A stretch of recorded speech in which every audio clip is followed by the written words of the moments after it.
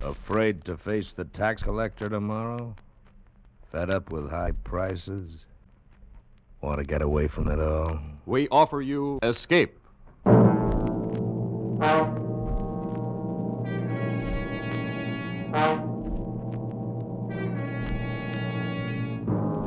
You have shipped aboard a South Sea schooner with a ghost of its dead captain in command.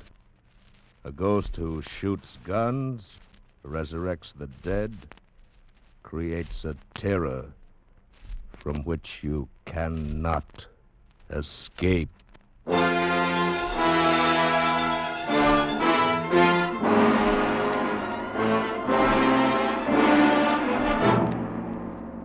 Escape, produced and directed by William N. Robeson, and designed to free you from the four walls of today for a half hour of high adventure.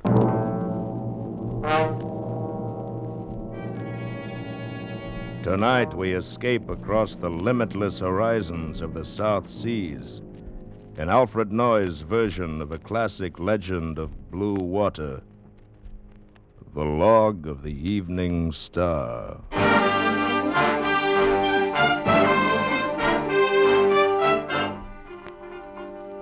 Tahiti, French Oceania, June the 19th.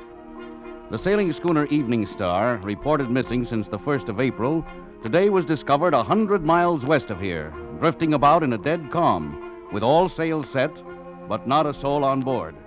The ship, when found, was well stocked with food and water, and all three of her small boats were still present. The sun-baked body of the ship's cat was lying in the bow, and the mess table in the crew's quarters had been laid in preparation for a meal which was never served. Otherwise, everything aboard seemed to be in order, and no solution can be offered to explain the whereabouts of the 12 persons who sailed on her from San Francisco. It appears that the fate of the Evening Star will remain permanently one of the weird and unsolved mysteries of the sea.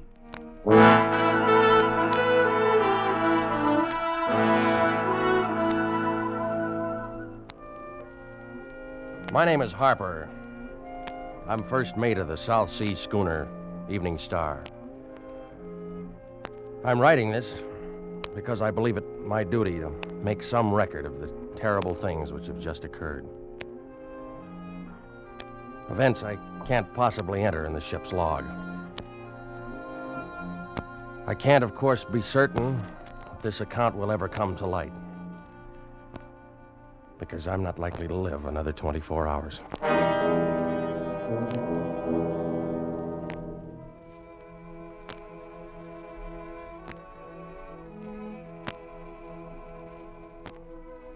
I guess I should have been able to see it 3 weeks ago, on the day we sailed from San Francisco. But I didn't. I remember I was standing on the deck of the Evening Star, talking to Cato, the cook, while we waited for Captain Burgess to come aboard. We were due to sail in a half hour. Where you think we go on this trip, Mr. Harper? Oh, I don't know, Cato. Marquesas first, then Tahiti, maybe on to Australia. It's good to leave port. It's better on open sea. You said it. Will seem very strange this trip without Captain Dayrell. Yeah.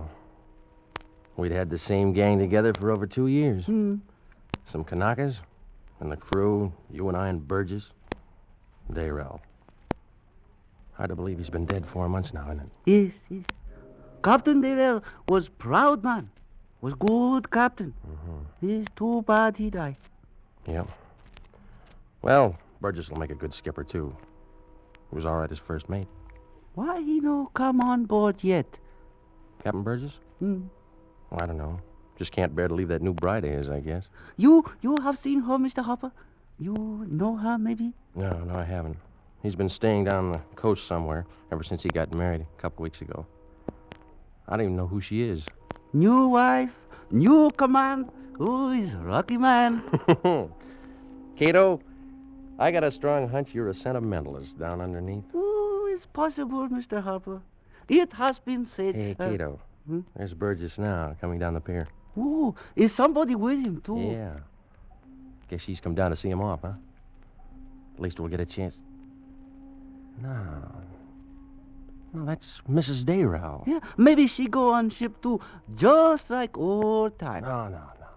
She wouldn't want to sail on the ship her husband died on. I wonder... No. Mr. Harper, No. Mr. Harper, look. 3 birds fly around the mast. Yeah. I see him, Cato. It's very bad sign. Very bad. Well, I don't know what you mean by that, but... Mr. Harper, is everything in order? Oh, right, Captain Burgess. We can sail any time you want. How are you, Miss Dayrell? Why, just fine. Dayrell? Oh, yes, of course. Mr. Harper, even though you're already acquainted with the lady, I'd like to present my wife. Your wife? We were married 2 weeks ago, Mr. Harper. I'm sailing with you on this trip. Well, that's fine. I'm glad to have you aboard, Burgess, I mean. Well, it'll be like old times. Old times, Mr. Harper? Well, I mean, all of us together and everything. Well, congratulations to both of you. Thank you, Mr. Harper. Look, I brought Satan along, too. He wouldn't miss this trip for anything. Yeah, he's right at home. How are you, Satan? Would you like to look over the clearance papers, Captain Burgess? I got them right here. No, thank you, Mr. Harper. I'll assume they're in order. We'll sail as soon as as soon as my wife's trunk comes aboard. Yes, sir. I'll be in the cabin if you want anything. Cato, would you take Satan and give him something to eat? I think he's hungry. Yes, Missy. I'll take him right now. Come on, Kitty. We'll go find something to eat. Well, Mr. Harper, we're all together again. That's right, Miss Burgess. We've even got Satan on board. Yes. All of us, except my husband. Your husband is down in the cabin, Mrs. Burgess. You mean we're all here except Captain Dayrell?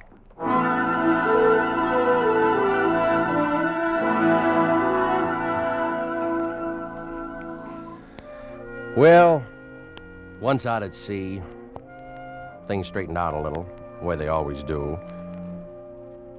After a while, we got so we could think of her as Mrs. Burgess instead of Mrs. Dayrell. And after that, it wasn't so awkward. Captain Burgess stayed to himself quite a bit. But all in all, it was a fairly pleasant 3 weeks. Up until yesterday afternoon.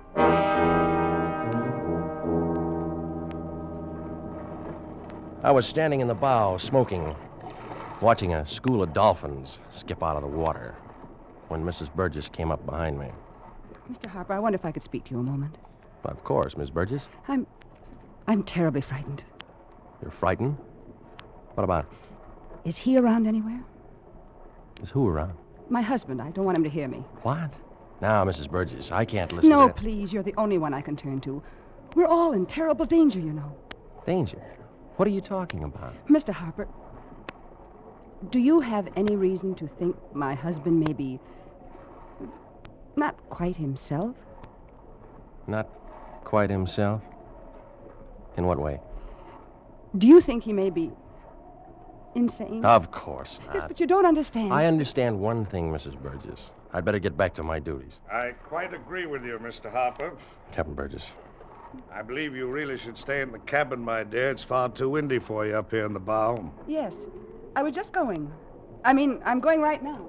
She has a rather delicate throat, Mr. Harper. Catches cold easily. Used to be a singer, you know. Yes, sir, I know. Oh, yes. Yes, of course you do. Well, don't pay too much attention to anything my wife might say, Mr. Harper. She's upset. Just don't pay any attention to her. Something was wrong, all right. No question of that. But I couldn't figure what. I couldn't think of any terrible danger. It seemed more likely it was Mrs. Burgess who was not quite herself. Well, anyway, the whole business didn't make much sense, so I shrugged it off and forgot about it. For a couple of hours.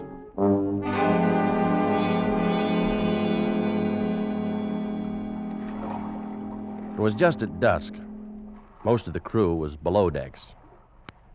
I was sitting on the after hatch, scratching the ears of Satan, the ship's cat. The sun was just dropping past the horizon, and Satan was purring, meowing. Everything was pretty peaceful.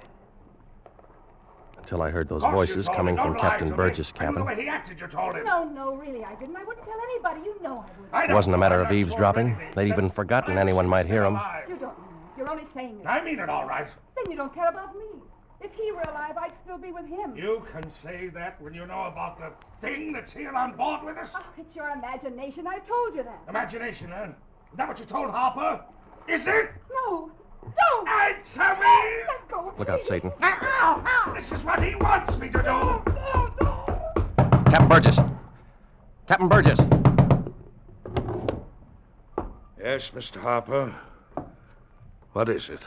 I wondered if you wanted Cato to bring your dinner here to the cabin, sir. No, Mr. Harper. I'll eat at the wheel. Yes, sir. Going aft now. Tell him to bring it up right away. All right, Captain Burgess. Mr. Harper, listen carefully. You've got to help me. All right. How? Meet me on the afterdeck as soon as it's dark, in an hour if I can get away from him. Did you want something else, Mr. Harper? No, sir. Nothing else, Captain. And suppose you go about your duties. But your wife, sir. Doesn't she want something to eat? She does not, Mr. Harper. She's indisposed. She does not wish to be disturbed. Is that perfectly clear?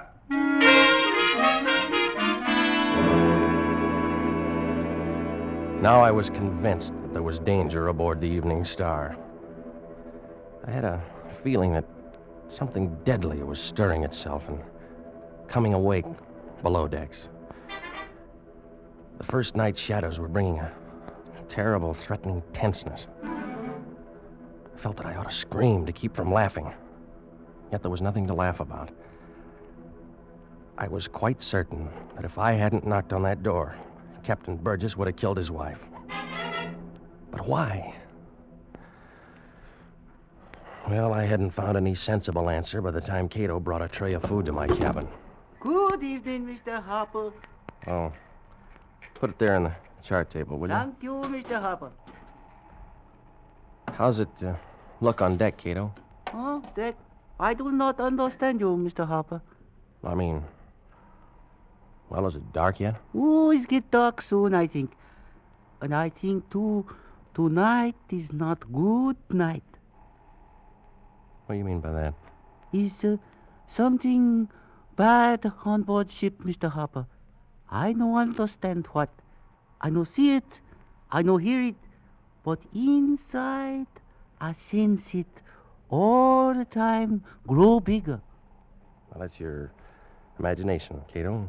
Is imagination bother you too, Mr. Harper? This morning, 3 birds fly over ship together. All day I burn much incense. Again, tonight, 3 birds fly over ship together. Well, what about it? Is a sign of death, Mr. Harper. Tonight on this ship, somebody die. You like something else, maybe? No. No, Cato, that's all. Thank you, Mr. Harper. Good night, please. So, I wasn't the only one on board who was feeling something was wrong. I wondered if Cato knew any more of what was back of it than I did. You couldn't tell by looking at him. He could be busting with joy or scared half to death. And that face of his would never show either one. Anyway, 10 minutes later, I was out on the dark fantail, watching the moon cast shadows from the rigging. After a while, I heard her calling my name. Mr. Harper! Mr. Harper! Here I am, Miss Burgess. Oh, thank heaven. Where's the captain? I don't know. He didn't come back to the cabin. All right. Now, suppose you tell me what it's all about and talk fast. I don't know what it's about, Mr. Harper. Not really. I only know that my husband has gone insane. Now, you told me that earlier. What makes you think so? Oh, he tried to kill me. Yes, I know. Why? Because of last night. He came into my cabin and woke me up. He was trembling, white as a sheet. But why? He said he'd just seen Captain Dayrell on deck. Dayrell, but he's... Yes, he died 4 months ago. I told him he imagined it. He keeps talking about it. He says Captain Dayrell has come back to punish us. Punish you? For what? Well, for not waiting longer to get married. Oh, you've got to do something. Well, if I use force, Mrs. Burgess, It's the same as mutiny. Yes, but he's insane. He may do anything. Yes, you're right there. I don't know, but what? Wait. Hmm? There by the mast. Look. It's Dayrell. No. Oh, no. There wasn't any doubt about it. The moonlight behind him threw his shadow toward us on the deck. And he had on that tall, peaked cap and the white muffler he'd always worn when he was alive. He didn't move, didn't say anything. Just stood there, looking at us. No. Please. Miss Burgess! No. Before I could stop her, Miss Burgess turned and ran for the rail and jumped overboard. One of the Kanakas saw her, grabbed a life preserver, and went in after her. I ran to the longboat hanging in the davits at the port rail. What happened, Mr. Harper? I don't know. Let's get this boat in the water. Mrs. Burgess is overboard along with one of the boys. Did you see anything on deck? What I see, I don't believe. All right, come on, move. Here, take the oars. Schooner's not got much steerage way, so they shouldn't be far astern. Come on, come on. Hey, somebody's shooting on deck. All right, never mind. Keep rowing, will you? We'll find out about it later. We've got to pick up those two before they go under.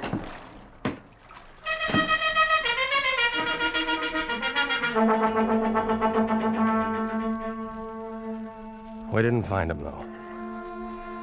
The shooting on board stopped after a while. We rowed around for a half hour or more. We couldn't find a trace of them. Finally, there wasn't anything else to do. So I told the Kanaka to pull for the schooner.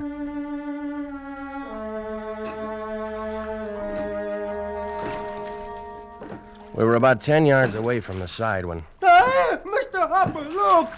I looked up at the rail, and there stood Dayrell. He didn't say anything, just stood there. He had a gun in his hand. Dayrell, what are you trying to do? Grab that oar, Joe. We gotta get away from him. Joe, I said... Oh!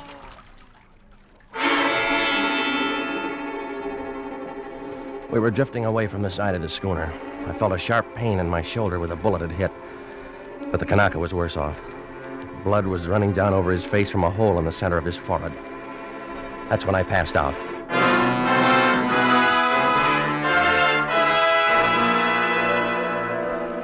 When I came to, it was broad daylight. The boat I was lying in was bumping up against the side of the schooner. And Captain Burgess was calling down to me from the rail. Mr. Harper, are you alive? I'm all right, Captain Burgess. It's been a horrible night, Mr. Harper. But it's all right now. Can you help me aboard, sir? Yes. Can you lift up your arms? Yes, sir. Here. Easy now.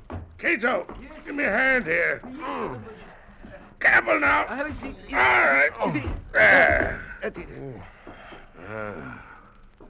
a pretty bad wound. I'm kind of weak. Guess I lost a lot of blood. Sorry about your wife, sir.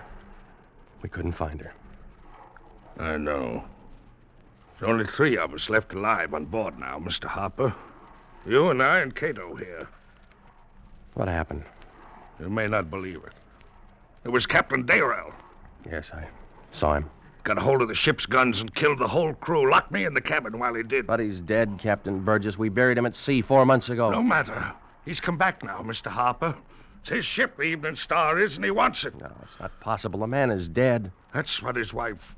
my wife said when I told her I'd seen him. Said I was crazy. I think she knows better now. Maybe we could search the ship. Cato and I went through it at daylight this morning. We found nothing. Well, there has to be some explanation. There is. The wicked shall be punished for their sins. What do you mean by that? Nothing, Mr. Harper. Nothing at all. Well, I was his friend. Always thought a lot of Captain Dayrell. You know that, don't you, Mr. Harper? Yes, sir. It's all right now in the daylight. But he'll come back tonight as soon as it's dark. It's only the 3 of us now to face him, Mr. Harper. 4, if you count Satan. And I'm thinking there's more than one Satan on board this ship.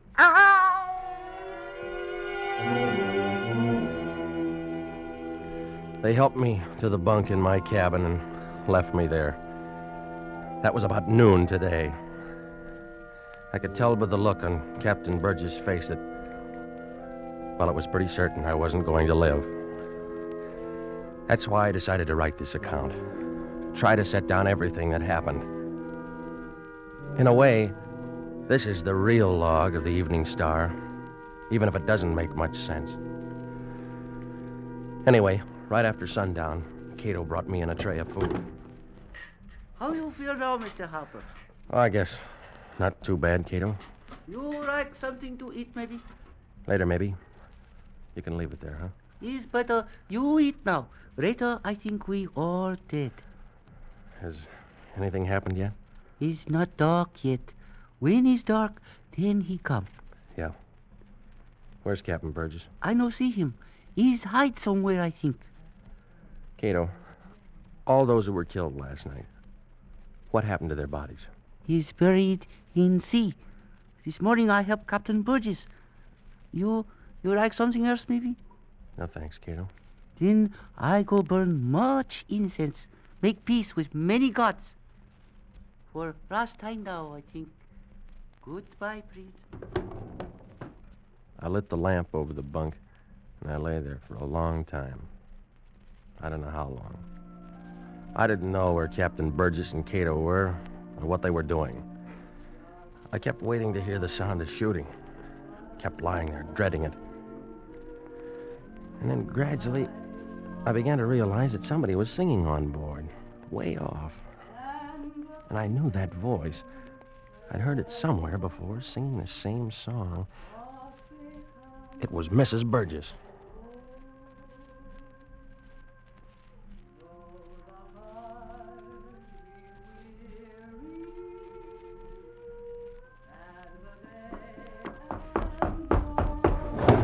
Mr. Harper! Mr. Harper, do you hear it? I hear it, Captain Burgess.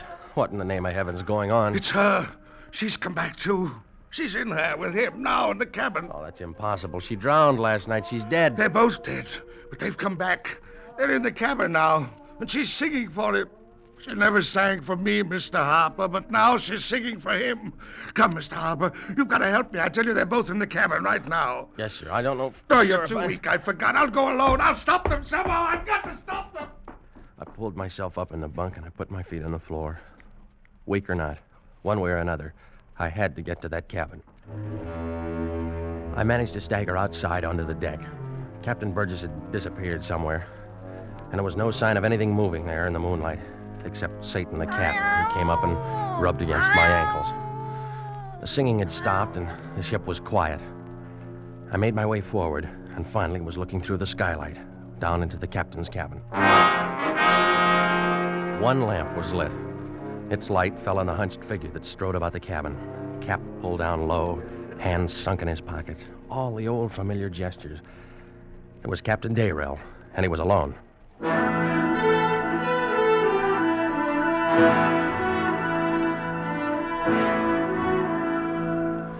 I crouched there with the skylight, shivering from the night wind and from the terror inside of me, watching that awful figure. After a while, it walked over and stood beside the phonograph. And then I realized where that voice had come from. Dayrell had always been crazy about his wife singing, and he'd made a lot of records of her voice. He was playing one of them now.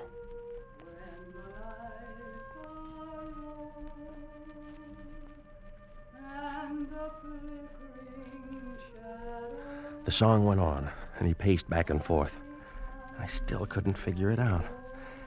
And then, for just a moment, the white muffler fell back from his throat, and for the first time, I saw Captain Dayrell's face.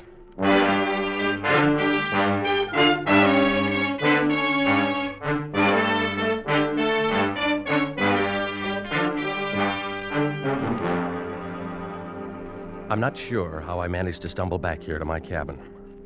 I'm writing this now just as rapidly as I can. I may be interrupted at any minute. If that happens, I'll try to slip it behind the map here on the cabin wall in the hopes that it may be... I can hear him coming now. Whoever may read this, please try to get word to my family in San Francisco.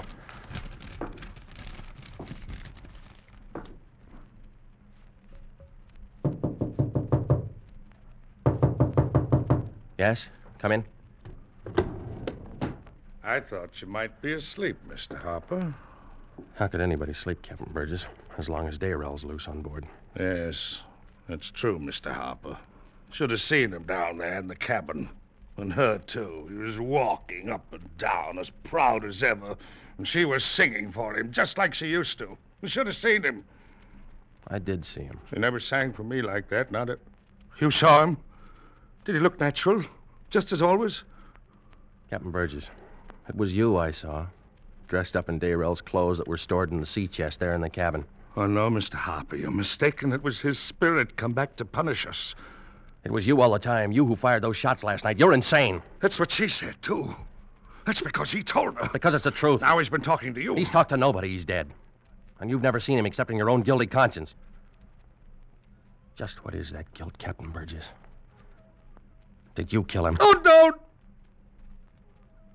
Don't say that, Mr. Harper. I was his friend. I thought a lot of him, and Mrs. Dayrell, too. Everybody knew we were friends. Did he tell you that? You're completely mad. Don't say that, Mr. Harper. I've got to save you from him. He talks to you, and you're weak, and you can't run away. I've got to save Captain you. Burgess, put on that gun. Don't! Got No, to don't! save you! Got to go someplace where he can't find us, Mr. Harper. Go up deck. I'll take you, Mr. Harper. Come on. Don't worry. I'll save you from him. It's his ship. Everything on it, and he wants it back. We've got to give it to him, Mr. Harper. Got to let him have it. Got to get off the ship. Captain Burgess, what has happened? It's you! Dayrell! Go away! It's no Captain Dayrell. It's me, Cato. You can't stop us, Dayrell. I'll show you. No! You see, Mr. Harper? I killed him. Dayrell. Now he can't stop us. There he is again.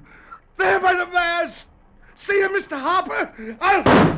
He's coming this way. He won't stop. Got to get away. Got to save you, Mr. Harper. Here's the rail. I'll help you. There! See? He's gone, Dayrell. Now, there's just me. And I'm going too. You see, it's all yours now, the Evening Star, just like you wanted it. No, stay back. I'm going.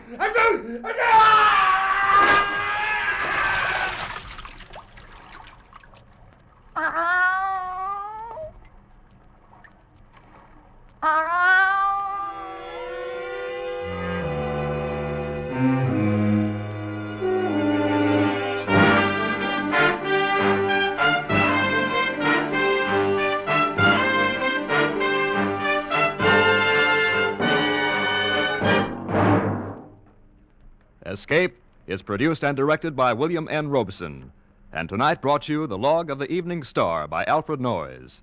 Adapted for radio by Les Crutchfield, with Jack Webb as Harper, Alan Reed as Captain Burgess, Gail Page as Mrs. Burgess, Louis Van Ruten as Cato and the Cat, and Pinto Colvig as the Conica.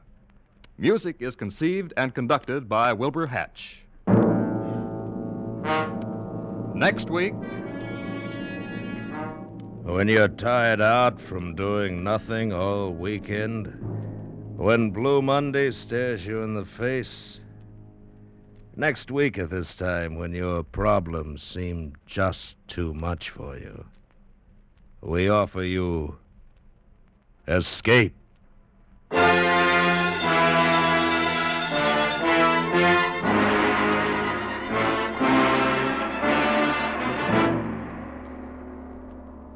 Next week, we bring you another exciting story of high adventure. Good night, then, until this same time next week, when once again we offer you Escape.